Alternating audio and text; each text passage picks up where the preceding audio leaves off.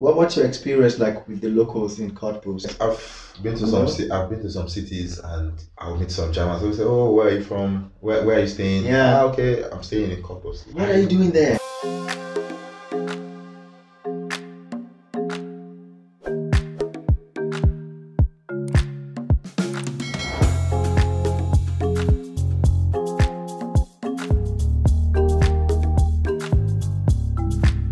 Hi guys, welcome once more. I'm here today in Cottbus with Deji, and we will talk about the student life in Cottbus. But how about the lifestyle here? Get accommodation. How easy is it to get accommodation here? Accommodation in Cottbus is, I used to like one of the easiest things to. Yeah? Yeah. A lot of houses? A lot of houses, the student dormitory, and also to get an apartment outside the students hostel. Yeah, after the student hostel, you get a decent place, like three room apartment, 2 rooms apartment. There are a lot of empty. I think now people are more people are coming. If you are asking about 3-4 years ago, you will see a lot of empty apartments. Serious? Yeah, crazy. And then the population of this city is like 100,000. So are you kidding? But I feel the space in Cottbus is big. Yeah. I think it has big land. Like Brandenburg is like one of the biggest states in Germany too. Yeah, and engulfing Berlin in the middle. Yeah, in the middle. So accommodation is not so. So what's the price range like? I think the school dormitory, I said the hostel, the student volant now should be between maybe 205 for a shared apartment. This guy told to us like 250. Yeah, that's a fair amount. Yeah, 250 for a self-contained. Yeah, 250 for a self-contained. Yeah. Not bad. Okay. And to stay outside, let's say like two rooms, right? Yeah. 2 rooms from 350 upward. Okay, that's reasonable. That's reasonable. That's fair. There was a time I was staying in like a 3-room apartment, and at that time I was still studying. So we were 2 students that got the apartment. I think we were paying like actually the cost is 425. Okay, you shared it. 25 euros, but because we are students, they gave us like a rabat. Okay. So I think 50 euros discount also. So and how big was the space? Do you know how many? 58. Yeah. Okay, around 60. Yeah. And how about student jobs here? I heard that most of the students here they go to Berlin to work. Yeah, most of the students here goes to Berlin to work. Yeah. It's almost like let's say like 99%. Are you serious? Yeah. Why no jobs here or what? There are some jobs here, but it requires German, and to be honest, many guys here don't really speak. That's another issue too. Speak German at least for the first 1 or 2 years. Yeah, but speaking generally, what opportunities are there here for students in terms of job? Job wise. What can we find in Cottbus? The thing is, from my own personal experience, this is what I think. If you're able to communicate the language, you should be able to get a job. Get something here. Yeah. The language is always important. Yeah. For sure, one can survive without it. Yeah. But if you have it, it's a plus, and it makes life a lot easier. Of course, to survive in Germany, you have to speak the language and everything. So. And then, what do you do at the moment? What do you currently do? I'm currently working at the moment. So of course, I finished my study and I'm working as well. Okay. Which area do you work? Yeah, the IT support. Okay. Yeah. I feel like that's the next. That's like the tech. Yeah. I tell people, if it's tech, there are ample opportunities here in Germany. Of course. Opportunities for you. Of course. Yeah, and some of my guys that I know, some friends that I know, many of them went to all these boot camps and everything. And to be honest, people are getting this job.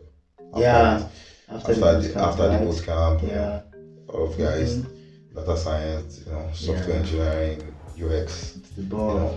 This is what everyone is doing, and just like I used to tell people too, it's not everybody it's not possible for everybody to go to the tech area. There are still some other, other area too where you can. It all depends on your interest and everything. So, yeah. But do you know? Can you say something about the reason why the tech area now is opening in Germany? Like, feel like there are more and more opportunities in this area. The German economy is every time it's going up. So also a lot of new companies too are coming up, and of course when new companies are coming up, and most of them are going digital, so simplify the process. For example, now with this pandemic of it and everything, a lot of companies are really changing their mode of work and everything. So it's really opening job opportunities, especially the tech areas and everything. And here in Cottbus, one can also study cybersecurity as well within this area. Sure. That's really started good. About 3 years ago. So I think they started the course about 3 years ago. So and I think what attracts students to most locations or universities is the language of the study program. Like here, these ones, the two of them are in English language, and this is really attracting a lot of people as well. Yeah, and the thing is, a lot of English programs here in Germany. What's your experience like with the locals in Cottbus? So not the international student, but then locals, the native people here. How is the experience like with them? At least I would say, because when I was new here, of course, everybody used to say, "Oh, that's what is you're a racist." I didn't want to say that, but since you said it. To be honest with you, I've been here for like 6 years, and I've interacted with even after my studies. I still decided to stay back here because I'm working in Berlin. Oh, okay. So most of the time I'm working remotely, so that's why I'm still in here. And sometimes if I need to go to office, I go there. And just for you to like see that, if I don't really like it, I will have decided to move to. This is what I'd say, Berlin, where on the street, there's no way you will walk on the street and you will not hear people speaking English or Spanish or you'll be surprised sometimes you speak about Igbo. Everywhere compared to city like here, it's really difficult if you cannot speak German. To be honest with you, even when I was staying in student dormitory, and even at the time when I moved out, was staying in a shared apartment and everything, I've always had a very nice neighbors. People who are saying very, very nice. Yeah. Sometimes even I can even remember one incident. I was, trying to like take 2 things and everything, and the woman saw me from afar, and it's going to take me like 2 minutes walk to get to the door. Yeah. And this woman had to like open the door for me because she was at the door. She waited for me. Yeah. So I had a very nice experience. Yeah. And also in terms of, I know a lot of some cities people will complain, they are giving us a problem at the rat house. Yeah. Here in Cottbus, they are very supportive. Very supportive, right? Even there are some people that still doesn't speak what's it called, German. And if they go to the office and they want to communicate with them, some of them they will still try to speak English with you just to make you feel comfortable. And so for me, it's been a very wonderful experience in Cottbus. This argument, I don't know, this argument or this concept of Brandenburg generally. So there's Brandenburg and then Cottbus. Cottbus, they tell you it's a very dangerous city for foreigners, especially for blacks. For dark skin, don't go to Cottbus. And then I hear there are so many Nigerians studying here. And now you're sharing your very pleasant experience. It's just sometimes it's confusing, It's like, what do you believe? I've been to some cities and I'll meet some Germans. They'll say, "Oh, where are you from? Where are you staying?" Okay, I'm staying in Cottbus. Some Germans what are you doing there? That's a dangerous place for you. You can't stay there. But to be honest, now if you go to many shops here, many places here, there are quite a lot of young people now. Working there. So I don't know. From my own personal experience, I think for 6 years I've been in Cottbus. It was only once there was an attack with one of our students. Racist attack, which we all know.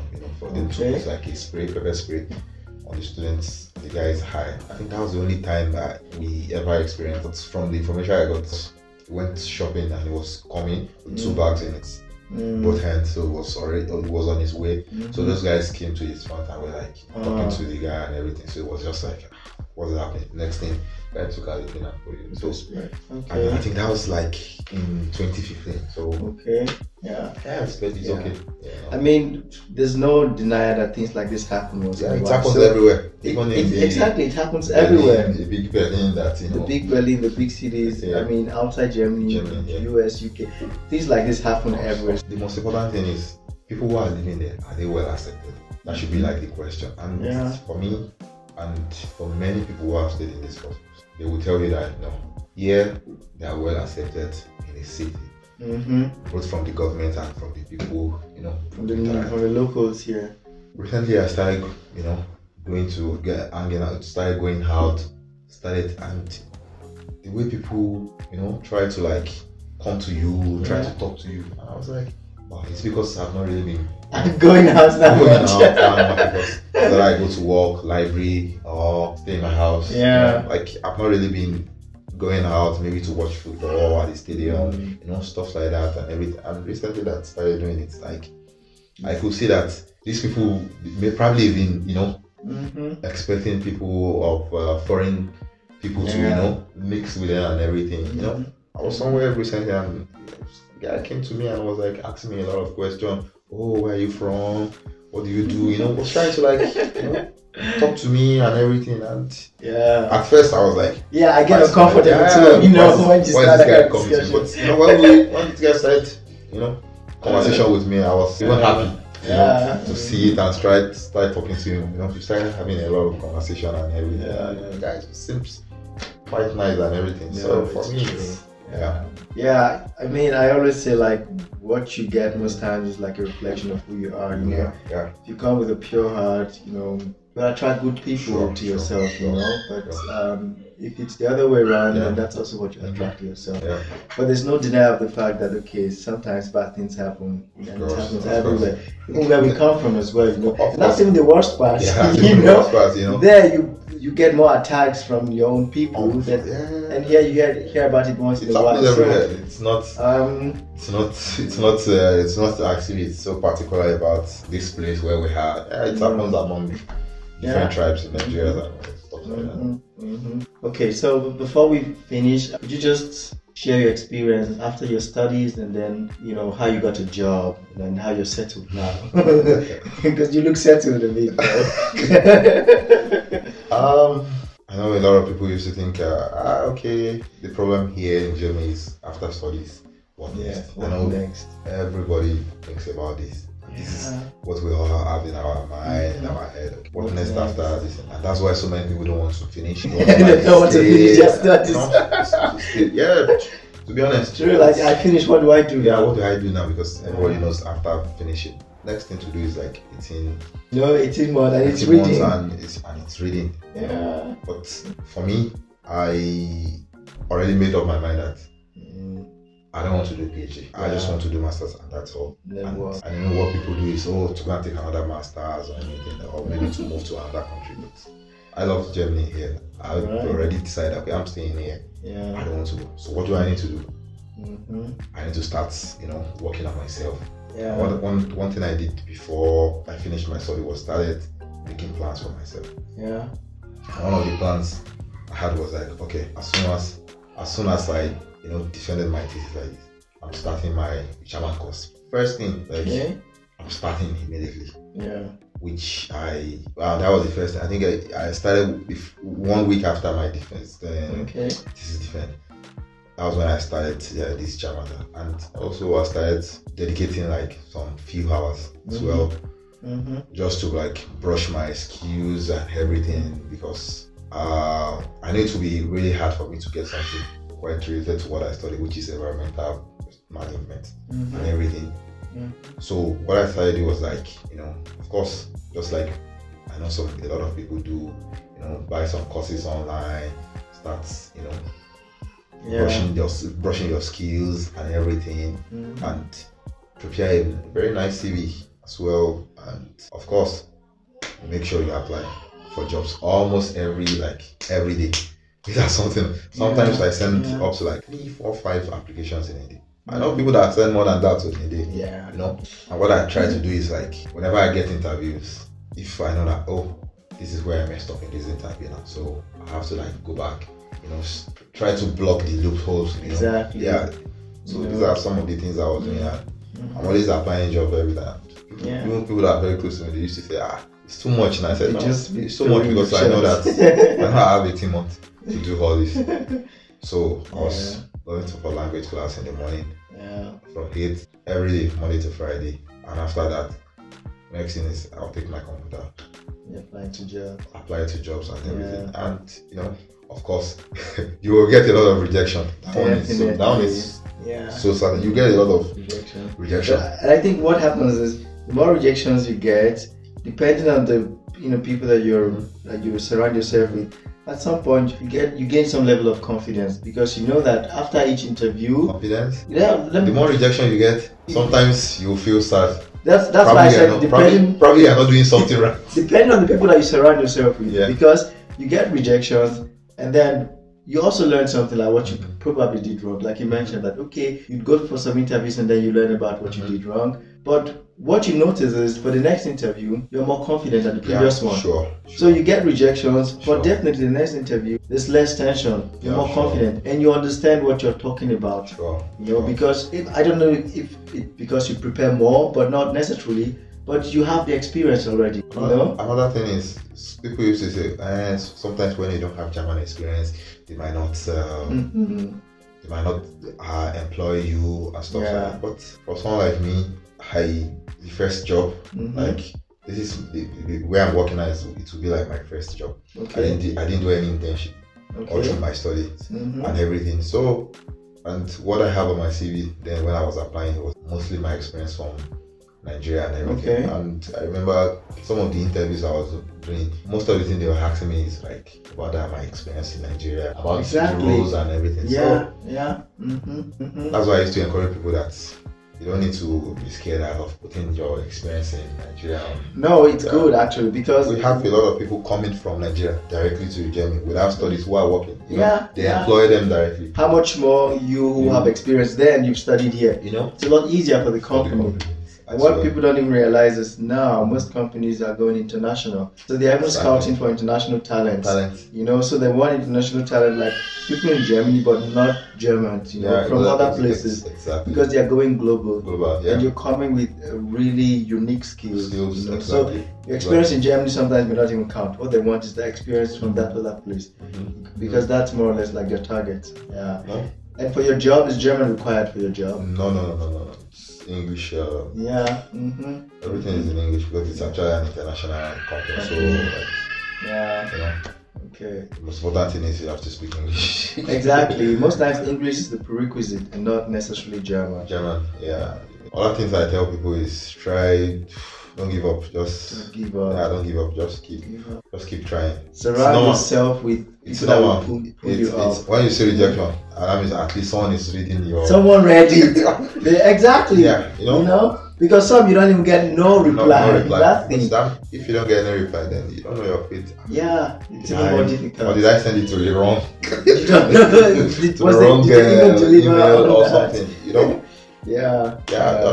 Just keep trying. If you say, it seems probably, even in yourself, you will know personally, like, probably I'm not really good in this thing. Then if you know you're not really good in what you are trying to like sell at, just look for what you're good in. Look for what you are good in. The good thing is now, even if you studied social science and you were able to like get a job in the tech, it's not a problem. Before people used to say, because I remember then people used to say, you have to get a job. If you study in this area, you have to get a job in this area. But today it's not the case anymore. I know even then too, I'm not, maybe even as at then, it's not even. Maybe that wasn't even the case back then. Probably it's not the case then, but these are the kind of information we have, and just do your things. What they are really important here is, what they are really focused on is, have a master's degree, because then the job you are having, is it equal to like your qualification? So you have a qualification, then you have a job, not like you have the equivalent, and you are trying to look for a job as a security in a place. A bartender, and it's this does not go. It doesn't go. It's not in the same level. So these are what they are really Cool, guys. Well, I hope you could learn one or two things from this video. The main focus, of course, is Cottbus. But then, as always, you experience several things in one location where you are, and that was why we tried to touch many aspects. And thank you so very much for this time. It's nice talking to you. And, I learned a lot from you. Great insight. And I hope people watching this video can get one or two valuable things. Peace out.